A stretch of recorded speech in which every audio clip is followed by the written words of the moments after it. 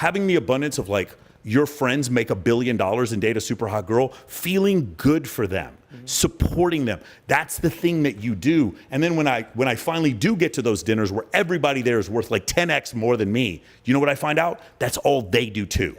That's all they do too, is support one another. You go out with fucking Dan Fleischman and Wes Watson and all these guys, you're out with them, you can't even pay the bill. They're fighting to like pay the fucking $2,000 dinner bill before, like, racing to do with each other. And you sit there and if you could just shut the fuck up for a few minutes, you will listen to fucking Taylor Welsh or Cole Gordon or one of these guys say something that makes you $10 million. If you can just shut the fuck up and listen. If right now I were to quit my business, or for you to quit your business, Michael, you know, I don't think that you'd see very likely that you or I would be like, you know, working on a resume and then handing out a resume, you know, to go meet other people, right? Yeah. We would just simply put the word out, hey, I'm available, you know, to the larger network, and then see if somebody would kind of, you know, bring you on, right? So the thing is that, you know, like, you know, guys in like the kind of the Cole Gordon kind of world, in that sort of space, would be like, okay, you know, could you help us with communication? Could you help us with public speaking? Could you know, et cetera, right? You know, could you help with marketing? Could you help with organic traffic? So on and so forth. So when you have a network, you're not necessarily running around, like at the end of the day, when you see somebody handing out a resume, I'm not trying to insult you if you're handing out a resume. In fact, I encourage you and I wish you the best. But it also kind of shows like, you're sort of at a point where you don't really have a network, and as a result of that, a resume. You could have invested in that, and you chose not to. Yes, and now you're trying to catch up. It's so often resume. We talk about resume. It's also the guys who are divorced, and then they're trying to get back into the dating scene. It's the same thing. Like because they're trying to put a resume out there instead of like they didn't curate a brand. This is one other thing. You and I talk. You talk often about the abundance mindset and the scarcity mindset. So when you talk about the resistance to it. For me, we're talking about networking right now. And so if you listen to me talk about these people that I network with, one thing that I've noticed is that when I'm around, when I talk about some of the other people that I was talking about, I'm always trying to learn from them, and that makes sense. When I hear other people like Brad Lee or some of my other friends, when they talk about other people that they know, from my standpoint, is like, oh, there's a lesson you got there, and you're gonna pass that lesson to me, because that's an abundance mindset. The scarcity mindset is what? Oh, you're name dropping.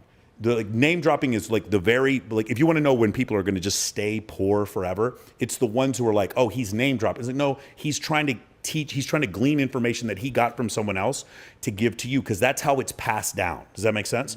The other thing is, anytime you give this information and you tell the stories, I mean, Think and Grow Rich, it's nothing but name dropping, right? That's what the whole book is. But you learn lessons from it. That's what you do. And when you find that out, when you see that the people who are doing that, like you come to an understanding. I mean, who names drops more than Ty Lopez, right? Ty does it a ton. But when he does it, he's teaching you a lesson about the things that he's learned. And like Ty talks about, he's made more millionaires than anyone. I'm one of them. Ty is absolutely true when he's correct when he says that. Because he's gleaned so much information and he passes it down to people with a scarcity mindset, that doesn't sound right. That sounds like you're trying too hard. With people in abundance mindset, you know what they do? They take out their notepad. Whenever I'm with really wealthy, successful people, they're always listening and trying to learn more. You understand what I'm saying? The other thing is, this is another great thing, and I'll bring this up when we go to Ty's thing tomorrow. There'll be guys in there with $100 million, several of them, like super, super wealthy. And you'll ask them, hey man, when was the last time you left a negative YouTube comment somewhere? Yeah, I know, right? And they'll laugh at me. They're like, yo, bro, how do you leave a YouTube comment? I'm too busy fucking beautiful women and making money. I don't know how to leave a YouTube comment. The problem is, like, I don't mind the negative YouTube comments because it helps the algorithm when they do it. But the problem that they don't understand is, and I try to say this truly out of pity for the people who leave the negative YouTube comments, truly, is that the thing is, it's not, because you're not hurting me, you're just helping me, make more money. The issue is you're hurting you. Like, there is no reality where someone leaves. You should listen to Austin Dunham. He talks about this. When he was a kid, he used to leave negative YouTube comments, and then he realized like what it was doing to his brain. There is no reality where you're successful and you leave negative YouTube comments. Now, I'm not talking about the ones that are like actually like realistically critical. Hey, the audio's not good here, or maybe you should talk about this instead, or a real debate. Like that's totally fine. It's the ones that where it's just like the personal attacks. You just like, you look at the person and you just feel nothing but pity. It's like, I own you. You're commenting on my thing. You've never been with a beautiful, like your dick is still dry. You're still broke, and you're making these comments. And the problem is, like, I feel nothing but pity because I want to help. I'm a performance coach and I want to help. But like, I promise you, like I don't know what your life is like, but what I do know is at the top, you can't find a single person who's successful, who's leaving the comments like you're doing. What does that tell you if no one successful is doing what you're doing? And so you just try to help them and wake them out of it. And then the last one, this is Justin Waller. He taught me this and it was absolutely fantastic. Whenever they leave the comments, one thing that I've been doing recently is I'm like, hey man, I realized that like, I saw you left a nasty comment and I understand that like you're going through some stuff. And I just want to let you know that I'm pulling for you. And everybody, like, I can't see the comments now, but like, I'm sure there's some negative ones. But if with those people, I just want to let them know I'm pulling for you too.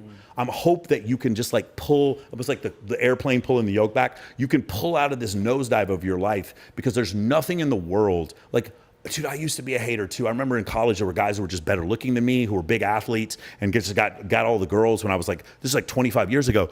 And I remember being like, man, these guys are doing so much better than me, and being jealous of them. And now looking back and realizing, no, let's learn from them. Do you understand? Having the abundance of like, your friends make $1 billion and date a super hot girl, feeling good for them, supporting them. That's the thing that you do. And then when I finally do get to those dinners where everybody there is worth like 10x more than me, you know what I find out? That's all they do too. That's all they do too is support one another. You go out with fucking Dan Fleischman and Wes Watson and all these guys, you're out with them, you can't even pay the bill. They're fighting to like pay the fucking $2,000 dinner bill before like racing to do with each other. And you sit there and if you could just shut the fuck up for a few minutes, you will listen to fucking Taylor Welsh or Cole Gordon or one of these guys say something that makes you $10 million. If you can just shut the fuck up and listen. But other people will hear that and be like, no, bro, you're name dropping. And that's the thing. It's like, that's the difference between abundance and scarcity. That's it. Click the link in the description and I'll send you my high status networking playbook for free so you can start meeting high quality women today.